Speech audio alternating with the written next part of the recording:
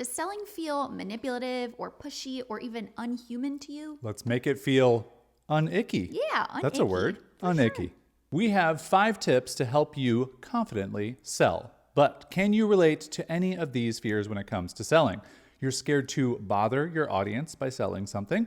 You're scared to get a no because that feels like a rejection of you. No's are scary. Ugh. Or you're scared to mention price or selling because talking money is not polite. It's hard to sell something without talking about price. You do have to mention the price if someone's going to buy it. When you're a solo or small biz owner, learning how to sell, it can sometimes feel icky. And it can make you go, ugh, I don't want to do this. I don't like it. But why do we feel that way? And it's probably because everyone knows what it feels like to be sold something they don't want. So be honest, when you think of selling, is this what you picture? Because this is what I picture. I picture like stockbrokers. A lot of arm motions. You got to do like, a lot of arm it's motions. Like reeling them in and being like, landing yeah, the deal. I tricked them into buying something they don't even need. Nice. When that's what I envision, I think of selling as something manipulative. I think of people that are pushy. And I think of honestly just people who are like unhuman money robots. Yeah, they're just collecting their gold bars. Yeah, Just those money robots collecting gold bars. We don't like them. We don't like them. But the thing that we want to point out is selling is also this. It's someone at a farmer's market selling you something that they put a lot of love into, or it's the mom and pop shop, the small business down the street. This is a British farmer's market, so give me your best of this caption. I'll go first. It's a farmer's market. Isn't it wonderful? Oh, more an old lady than British, actually. Would you like to buy my gem? Oh, I didn't like yours, and I really didn't like mine, so let's move on. We apologize to all of our British viewers. The point is, selling doesn't have to feel icky. It all depends on the context and how you do it. And it's important to remember that selling is a necessary part of business. You are ultimately trying to make money doing something that you love. This is our marketing bridge framework. If you watched our Marketing Made Simple video, and sell is the crucial 4th step of the marketing bridge process. It's necessary. It's that end of the bridge part you got to get to have a running business. Correct. So instead of manipulative and pushy and unhuman, we're going to aim for strategic, like really doing smart things to make buying easier for someone. Instead of pushy, we're going to go with magnetic. So not pushing someone to do something that they don't want to do, but really making your brand and your offer magnetic so they're coming to you. And instead of unhuman, we're going to focus on being authentic and just talking like a human being, not a robot. That's right. What a wild concept. To increase your confidence with selling, just try selling like a human being. Amazing. Interesting. Now, if you remember, we said we have 5 tips to help you sell more confidently. Right. We've got a little Mad Lib that we're going to fill out here, and I have some words. I'm just going to give them to you right away so you can leave this video with all the answers you're going to need. Go ahead. Confidence in your lemur creates confidence in your selling. Everyone knows that. Tip number 2, get your grandmas to do the raving for you, because grandmas really help. Number 3, keep your focus on the wind, because if you don't look at the wind, it'll get you.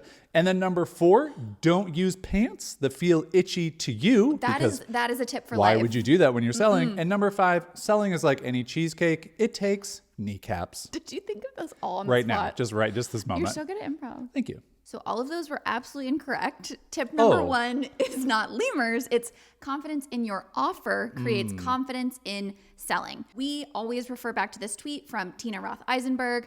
She is talking about selling and said, my friend once pointed out how negatively I spoke about sales. She looked at me and said, Tina, selling is a transfer of enthusiasm, nothing else.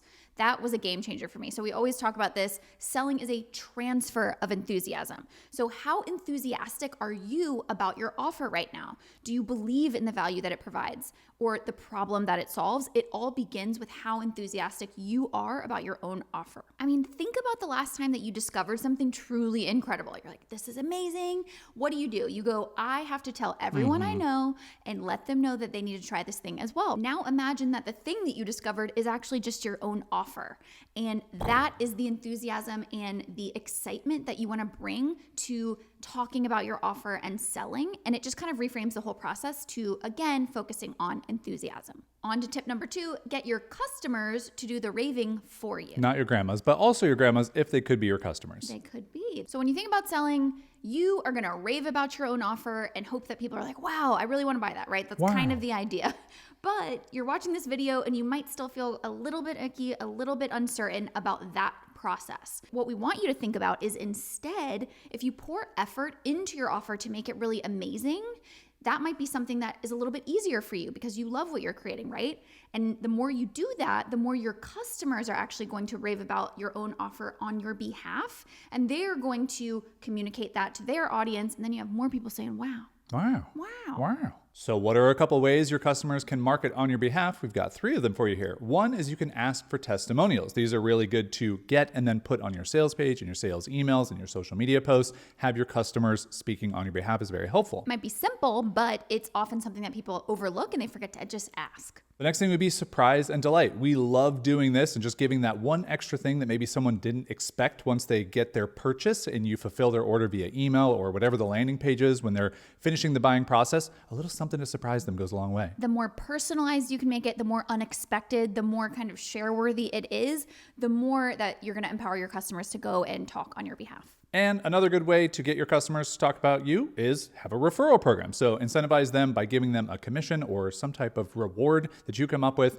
that incentivizes them to go and talk about your offer. Tip number 3 is to keep your focus on the transformation. Or the wind, but also the transformation. The transformation. When I feel shy about selling sometimes, I simply remember why I'm passionate about what I'm selling. I focus on my why. Sometimes that means looking at testimonials of people who have been through our offer, which is a coaching program, and really remembering, oh, we did actually create something that created change for someone, transformation. So this one is just an example of someone experiencing relief that they finally had some direction and focus in their business. So whenever I'm worried that I'm selling too much or I get shy about communicating the amazing things about our offer, I remember that every time I talk about our offer, I'm hopefully connecting it with someone who really needs it and creating that transformation for someone in the future. So the 2 action items for you here are to keep a folder of testimonials from people who have actually experienced the transformation that your offer provides, so you can go back to them whenever you need them. And then also picture a specific person in your audience and their future, what you are hoping to create for them every time you hit send on that sales email or work on your sales page. Tip number 4, don't use pants that feel itchy to you. Don't do it. Just kidding. It's don't use tactics that feel gross to you. Everyone has their own line for what feels gross. And something that might feel gross to you might not be gross to someone else. So we're just going to share a couple different options here. Could feel like using 7 nines in your pricing is not something that you want to do. $47, $49. Maybe you just want to use whole numbers. That's totally fine. If you offer payment plans, maybe you're the type of person who wants to give the exact payment plan option for all different types of payment plans, no extra fees, no hidden things. That's what we do with our coaching program. Maybe you don't love live webinars. It feels gross to you to get on, be selling, have to get in that mode, ask people for their money live. Maybe you're more comfortable with Instagram lives. That's just where you feel like you're relating with your audience and you're having a better time. So do that. Also, it could feel gross to you to do an upsell right after a purchase. You've already landed the sale. You've done the hard work. You don't want to have to sell someone again. That feels bad to you. Don't do it. And then maybe it doesn't feel gross to you to use countdown timers. We don't mind using countdown timers because we do open enrollments for our program. So it's a true countdown timer because we don't want to be selling all the time. The point here is that you do you on these things. You decide where your line is in the gross meter here and what works best for you and what doesn't. Yeah, none of these things are inherently bad or wrong. The point of this is for you to develop what that line is between gross and not gross for you. Quick follow-up note here, there is a difference though between something that feels scary and something that feels gross. So just be aware of that. For an example, maybe you think live webinars is like super gross to you, but when you really dig into it further, you realize, oh, I'm just nervous to sell on camera in front of people. It's not that I'm necessarily opposed to doing that, it's just I've never done it before. Speaking of nerves, that brings us to our tip number 5, which is selling is like any skill. It takes practice. Or kneecaps. Sometimes the only secret to confidence is taking action repeatedly. It is very simple. There is no silver bullet. It's just you have to do it over and over to feel confident doing something. So think of it like a game of confidence where every time you do something scary when it comes to selling, you send a sales email, you get one like little confidence point. Yeah, a little heart point. Exactly. You mention your offer on social media. Oh, you just got 2 heart points. Nicely done. Wow. You pitched during a live webinar. You were super scared to do that, but it went totally fine. You get 3 heart points. Wow, you're going to get an extra life here pretty soon. Exactly. This is pretty amazing. The point is, encourage yourself every time you take that tiny moment of courage because it's all going to stack up to confidence selling. Just to recap our 5 tips here to make selling feel a little less icky. Number 1, confidence in your offer creates confidence in your selling. Number 2, get your customers and grandmas to do the raving for you. Keep your focus on the transformation. Number 4, don't use tactics that feel gross to you. And the last one, selling is like any skill, it takes practice. As a final recap here is what we want you to remember whenever you're afraid to sell. First and foremost, what you're selling isn't for everyone, and that's okay. Secondly, someone saying no is not a rejection of you as a person. It just might mean that it isn't the right time for them to buy your offer. It's not the right offer for them. That's okay. And finally, tiny moments of courage add up to confidence.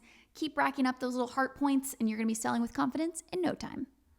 Thanks for watching our Calm Business Encyclopedia series, your A to Z guide for running a business that's predictable, profitable, and peaceful. If you want to find out how calm your business currently is, take our Calm Business quiz over at wanderingaimfully.com/score and get personalized ideas on how to reduce the chaos, stop scrambling for income, and end the cycle of burnout once and for all. Calm Biz Quiz.